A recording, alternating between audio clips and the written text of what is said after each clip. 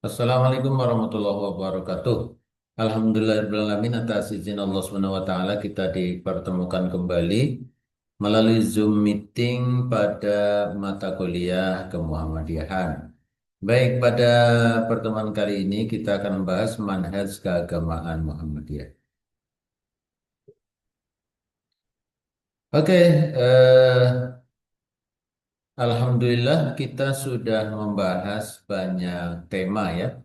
Sudah membahas banyak tema terkait dengan Muhammadiyah dan sebelumnya kita juga sudah menyinggung sedikit tentang bagaimana corak keagamaan Muhammadiyah. Nah, kali ini kita akan fokus kepada manhaj keagamaan Muhammadiyah. Oke, jadi eh, tentu saja agama Islam itu satu, Al-Qurannya satu, hadisnya satu, tapi kemudian umat Islam menampilkan beberapa perbedaan ya, style ya di dalam memahami dan menampilkan ajaran Islam. Demikian pula Muhammadiyah ya, Muhammadiyah punya cara tersendiri di dalam memahami dan mengamalkan agama Islam dalam kehidupan sehari-hari yang kita sebut dengan manhaj Islam berkemajuan. Oke, yang pertama adalah sumber ajaran Islam. Nah, ini saya kira penting sekali ya. Yang menjadi acuan di dalam kita beragama adalah sumbernya. Nah, sumbernya apa? Sumbernya ada dua. Yang pertama adalah Al-Quran, yang kedua adalah Sunnah Al-Maqbulah. Ya. Yang kedua adalah Sunnah Al-Maqbulah atau Sunnah As-Sahihah. Oke, di masyarakat kita sering mendengar ada empat sumber ajaran ya. Yang pertama adalah Al-Quran, yang kedua adalah Sunnah, yang ketiga Ijma, dan yang terakhir adalah Qiyas. Nah, di dalam Muhammadiyah, di dalam nomenklatur Muhammadiyah yang dimasukkan sebagai sumber ajaran itu hanya dua saja ya. Hanya dua yaitu Al-Quran dan As-Sunnah. Adapun ijma dan qiyas itu dimasukkan sebagai salah satu cara di dalam memahami Al-Quran dan As-Sunnah. Nah, oleh karena itu di selain yang ada di screen ini, maka kalau kita tambahkan maka Al-Quran, As-Sunnah, kemudian yang pilar yang ketiga adalah istihad ya. Jadi sumber dasarnya adalah Al-Quran dan As-Sunnah, kemudian bagaimana cara memahaminya di situ ada istihad. Oke, bukan berarti Muhammadiyah itu enggak menerima ijma, yaitu kesepakatan para ulama di dalam memahami satu hukum ya, atau juga metode kias. Kias itu adalah menyamakan satu kasus yang ada dengan kasus lain. Ya, Muhammadiyah menggunakan itu, tapi itu hanya semata-mata sebagai metode ya di dalam memahami Al-Quran dan As-Sunnah. Oke, Al-Quran itu kita sudah paham bahwa Al-Quran adalah kalamullah, kalimatnya dari Allah, pesannya dari Allah Subhanahu wa taala. Seluruh isinya itu secara lafadz adalah mutawatir atau sahih ya, atau super valid ya. Semua di antara kaum muslimin ini tidak ada yang menolak isi daripada Al-Quran, semuanya karena itu adalah valid ya, super valid atau mutawatir. Al-Quran itu diriwayatkan dari banyak orang, oleh banyak orang ya, dihafal oleh banyak orang dari dulu hingga sekarang. Nah, kalau ada satu dua perbedaan adalah terkait dengan cara memahami teks-teks dalam Al-Quran ya, yang ini tidak menutup kemungkinan bisa terjadi ada beberapa perbedaan antara satu dan yang lainnya ya.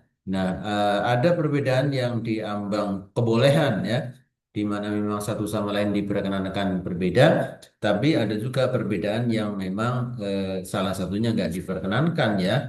Eh, Oke, As-sunnah adalah apa kata-kata, perbuatan dan juga ketetapan Rasulullah SAW. Nah, Muhammadiyah itu sangat hati-hati sehingga Muhammadiyah itu ya berlandaskan kepada sunnah yang soheha. Kalau yang nggak soheh itu nggak dipakai. Nah, kemudian bila ada berbagai pendapat yang berbeda-beda ya, misalnya ada satu doa ya, katakanlah dalam doa sholat itu. Terus hadis satu mengatakan A, hadis B mengatakan yang lain, yang ada beberapa hadis yang isinya beda-beda, maka Muhammadiyah melakukan apa yang disebut dengan tarjih, ya, yang disebut dengan tarjih. Tarjih itu adalah memilih pendapat yang terkuat di antara pendapat yang ada. Oke, untuk di bagian pertama sumber ajaran saya ulang lagi, saya ringkas sumber ajarannya adalah Al-Quran dan As-Sunnah, ya dua saja. Kemudian Muhammadiyah menggunakan ijtihad, ya. Ijtihad adalah usaha sungguh-sungguh untuk menentukan satu hukum, ya. Nah, di dalam ijtihad itu ada yang namanya tarjih. Tarjih adalah sebuah metode di mana Forum Ulama Muhammadiyah menetapkan yang paling kuat hadisnya, ya, yang paling kuat dalilnya ataupun argumentasinya di antara beberapa pendapat yang ada. Jadi kalau ada perbedaan di antara beberapa pendapat, maka di Muhammadiyah melakukan yang namanya tarjih, yaitu memilih mana yang terkuat di antaranya. Oke, kita lanjutkan yang bagian yang kedua dari manhaj, yaitu mengenai pendekatan dalam memahami Al-Quran dan As-Sunnah. Oke, seperti saya sampaikan sebelumnya, Al-Qurannya satu, As-Sunnahnya hanya satu juga, gitu ya, yaitu dari Rasulullah SAW semuanya.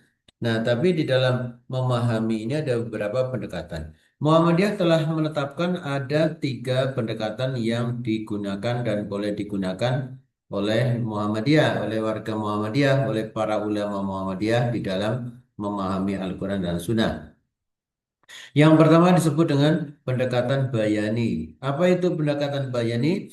Pendekatan bayani adalah pemahaman Al-Quran dan As-Sunnah melalui pendekatan teks, gitu ya. Jadi apa itu terjemahannya, susunan katanya seperti apa, gitu ya. Nah, tentu saja untuk menggunakan metode ini kita harus paham bahasa Arab, ya.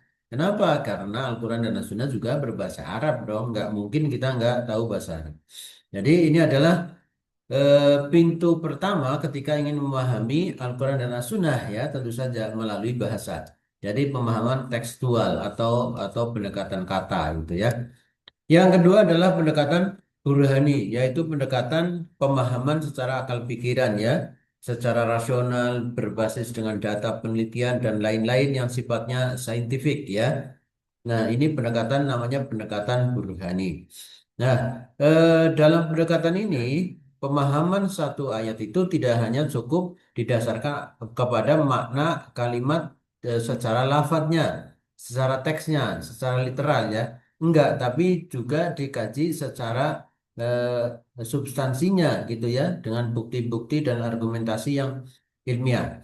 Nah, misalnya ambil contoh satu, misalnya hadis tentang Lebaran, ya. Nah, menentukan tanggal 1 Syawal atau menentukan tanggal 1 Ramadan, ya. Nah, kita mengalami beberapa kali itu berbeda dan Muhammadiyah berbeda dengan apa yang ditetapkan oleh pemerintah. Kenapa bisa demikian? Karena Muhammadiyah menggunakan pendekatan burhani. Rasulullah SAW bersabda, ini hadisnya satu, ya, bahwa awal dan akhir dari Ramadan itu ditentukan dengan melihat rembulan, ya, karena kan penanggalannya didasarkan pada Komariah.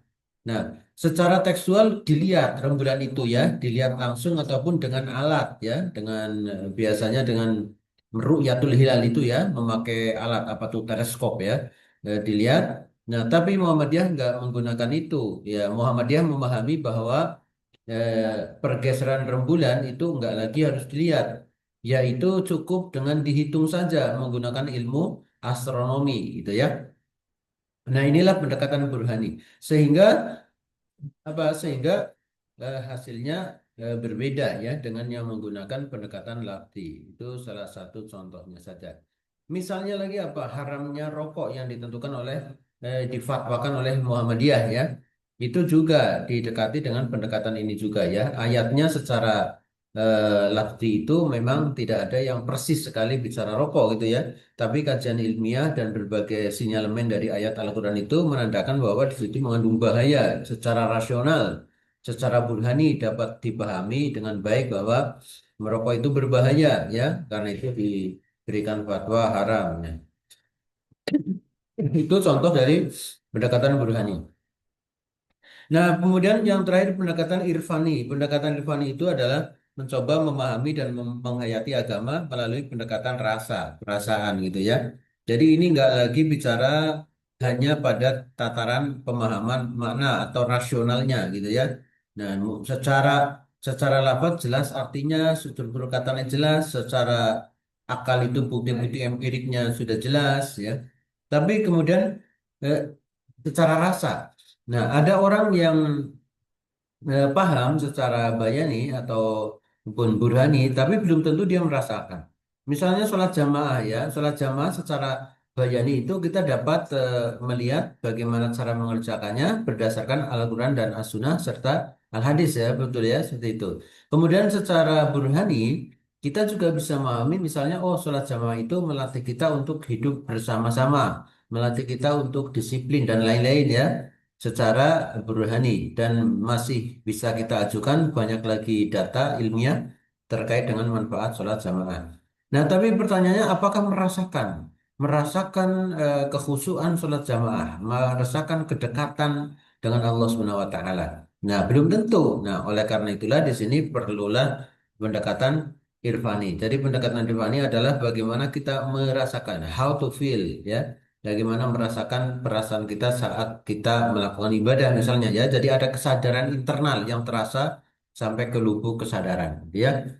Nah, misalnya orang makan aja lah contoh ya. Orang makan itu kita bisa melihat bahwa makanan itu enak ya. Kita bisa melihat dari tampilannya. Oh ya, itu enak ya karena tampilannya seperti itu, bumbunya ini dan itu gitu ya. Nah, tapi kan belum merasakan. Nah, merasakan itu adalah irfani ya. Kalau sudah merasakan baru tahu persis rasanya seperti apa yang sebenarnya. Oke ya, seperti itu. Jadi pendekatan tiga ini kalau saya mau ringkas supaya mudah, pendekatan bayani adalah pendekatan kata, pendekatan burhani adalah pendekatan logika, ya, pendekatan irfani adalah pendekatan rasa. Tiga-tiga itu digunakan oleh Muhammadiyah di dalam memahami Al-Quran dan As-Sunnah sehingga menentukan satu hukum ya yang sesuai ya menurut pendapat Muhammadiyah ya dan tentu saja mengandung kearifan kebijaksanaan. Oke, selanjutnya adalah dimensi ajaran. Dimensi ajaran di dalam Muhammadiyah menggarisbawahi ada empat, yaitu akidah, ibadah, akhlak, muamalah duniawiyah. Ya, saya kira di organisasi lain, organisasi Islam ya juga sama ya, ada empat aspek ini. Nah, yang perlu kita garis bawahi adalah ya keempat-empatnya nggak boleh dipisah-pisahkan gitu ya. Orang nggak boleh mengatakan bahwa saya sangat percaya kepada Allah tanpa membuktikan dengan adanya beribadah ya nggak boleh juga orang beribadah sangat rajin terus dia nggak percaya pada Allah dan nggak bisa juga orang yang beribadahnya baik ya kemudian nggak tercermin di dalam akhlaknya sehari-hari ya kemudian nggak bisa juga orang yang hanya rajin beribadah saja tapi hubungan sosialnya sama tetangga nggak bisa baik ya nggak bisa bermasyarakat ya nggak bisa jadi semua-semuanya harus menjadi satu kesatuan. Ya, akidahnya, ibadahnya juga oke, akhlaknya harus mesti baik dan harus juga tampil di dalam kehidupan sosial secara baik gitu ya.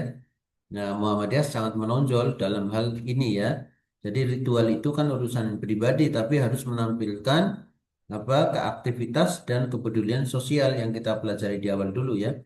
Jadi empat ini harus jadi satu ya. Jadi ibadah, akidah dan ibadah dalam Muhammadiyah harus tercermin diperlihatkan di dalam akhlak dan hubungan sosialnya termasuk kepedulian sosial.